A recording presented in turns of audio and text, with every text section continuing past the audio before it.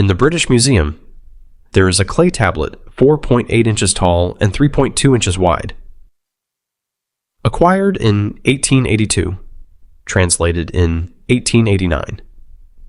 The oldest known map of the ancient world. At its center, Babylon. Around it, the known world. Around that, a circle of water. The Bitter River. The salt sea that surrounded everything. And beyond that circle, 8 triangular regions. Places the Babylonians knew existed, but no ordinary person had ever reached. On the back of the tablet, 29 lines of cuneiform describing what is in those regions. What lives there. What the land looks like. What happens to the sky at the edge of the earth. One of those regions, the northeastern one, is described with 2 words that have stopped every researcher who has read them. Great Wall, where the sun is not seen. Welcome to the shadow Ancestral. In episode 9, we documented the ocean above the dome. Tonight, we go to the edge, where the earth ends, where the dome begins, and what the Babylonians documented as existing in the 8 regions beyond the Bitter River. Subscribe right now if you are new here. Every claim we make is sourced. Every tablet we reference is real. There is no other channel doing this at this level. Subscribe and find out why. Now, the map. The Babylonian map of the world, called the Imago Mundi, was created between the late 8th and 6th centuries BCE. Britannica documents its structure. The tablet shows the earth as a disk surrounded by water, with Babylon as its center. The outer circle, labeled Maritu in Akkadian, the Bitter River, the uncrossable salt sea surrounding everything the Babylonians knew. Inside the circle, the known world, Babylon at center, the Euphrates flowing through it, 7 cities, the Zagros Mountains, the southern marshlands. And beyond the outer circle, 7 or 8 triangular sections called Nagu in the cuneiform text. Nagu, the Akkadian word for region or island. 8 of them, arranged in a ring beyond the outer ocean, beyond everything known. On the back of the tablet, 29 lines of cuneiform describing each one. And then, the summary line that closes the entire document. Documented in the British Museum's own translation, in all 8 regions of the 4 shores of the earth. Their interior, no one knows. No one knows. The most honest line in the oldest map ever made.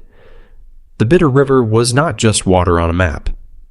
In Babylonian cosmology, which we documented in episode 9, it was the remnant of Tiamat, the primordial ocean, circling the edge of everything. The gateways. To Babylon.com documentation of Sumerian religion describes how the boundary worked. Above the dome of heaven was the heavenly ocean, which the solid dome supported, so it could not break through and flood the earth. In the dome, 2 gates, one in the east, one in the west. Utu, the sun god, stepped out upon the earth from the mountains of the east at the eastern edge of the world, and stepped back down to the great below from the mountains of the west at the western edge. 2 mountains, east and west, the dome resting on them, gates in the dome at the peaks through which the sun passed every single day. This was not symbolic. This was a specific physical description of the architecture of the world at its boundaries. And beyond those mountains, beyond the gates, in the triangular regions that extended from the edge, the 8 Nagu. Each Nagu on the back of the tablet is introduced by the same phrase, documented in Wikipedia's analysis of the map, to the Eneth region, where you travel 7 leagues. 7 leagues, the width of the outer ocean, the distance between the known world and the edge. And then, a description. The third Nagu, a dry desert where even birds cannot fly safely. The fourth Nagu mentions objects that are very large. The seventh Nagu, fast-running cattle with horns. The eighth Nagu may refer to a heavenly gate in the east where the sun rises each morning. But the most significant, the one that has stopped every researcher who has read it, is the northeastern Nagu. The ancientpages.com documentation, drawing on research published by Rice University scholars Avery Taylor and Marion Feldman, records its description exactly. Great Wall, where the sun is not seen. A wall at the edge of the earth, vast enough to block the sun.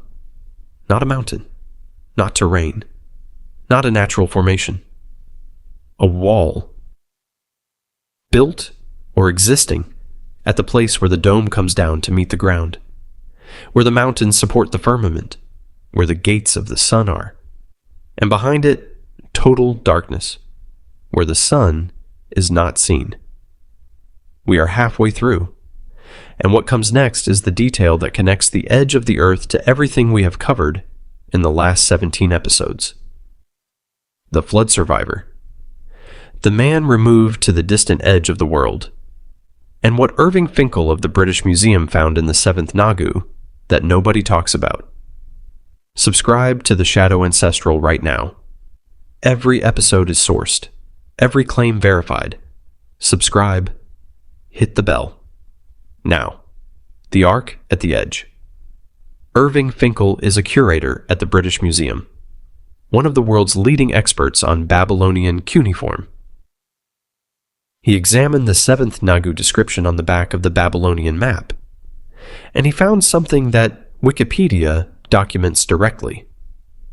The seventh Nagu specifically mentions the parsictum measure, a measurement known in Babylonian literature exclusively as a specification for Utnapishtim's ark. Utnapishtim, the Babylonian flood survivor, whom we know from episodes 3 and 15 as Atrahasis, the man given immortality and settled at the distant edge of the world where no living human could reach him. Finkel concluded, documented in the Wikipedia analysis, that this Nagu marks the legendary resting place of the Ark, further noting that the Nagu is a mountain-like triangle close to the Urartu region, perhaps equivalent to Mount Ararat, the biblical resting place of Noah's Ark. The edge of the Babylonian world, where the dome starts, is where they placed the man who survived the flood. The one witness, the one man who knew what Enki had said through the wall. Removed, as we documented in episode 15, to where no living human could reach him. And the Babylonians placed him specifically in one of the 8 Nagu beyond the Bitter River, at the edge of the earth, in a region whose interior no one knows. Here is the complete picture the Babylonians documented. At the center, Babylon. Around it, the known world. At the edge, the Bitter River. Beyond it, 8 Nagu regions. At the east and west edges, mountains where the dome met the ground. Gates in the dome through which the sun passed daily. In the northeastern Nagu, a great wall where the sun is not seen. In the 7th Nagu, the resting place of the Ark, the location of the flood survivor, the man placed at the edge of everything, so that what he knew could never be brought back into the world of the living. And above all of it, the dome, holding back the ocean above, the celestial Apsu, where the stars floated and the moon God sailed in a boat. The Babylonians did not have a simple cosmology. They had a complete one. Every layer documented, every boundary named, every region at the edge described, however imperfectly, from whatever information had reached the center about what existed at the margins. And then, they admitted, on the same tablet, that the interior of those regions was unknown to them. They had never crossed the Bitter River. They had never stood at the Great Wall. They had never walked through the gates of the dome. What they had was tradition. Accumulated knowledge, the testimony of those who had looked toward the edge and described what they saw from a distance. And what they saw, or believed they saw, was enough to press into clay. A map 4.8 inches tall that placed the edge of the earth, and everything beyond it, exactly where the dome starts. The oldest map in the world is 4.8 inches tall. It sits in the British Museum, right now. At its center, Babylon. At its edge, the Bitter River. Beyond, 8 Nagu. On its back, 29 lines. A great wall where the sun is not seen. A desert where birds cannot fly. The resting place of the flood survivors' ark. A gate where the sun rises every morning. And the most honest summary line in the history of ancient cartography, their interior, no one knows. If this video opened something in you, subscribe to the Shadow Ancestral right now. Leave a comment. What do you think the Babylonians were actually describing at the edge? Mythology, memory, or something else? Share this with someone who has never seen the oldest map in the world. The Shadow has more to show you. The map ends at the edge. The edge is not the end.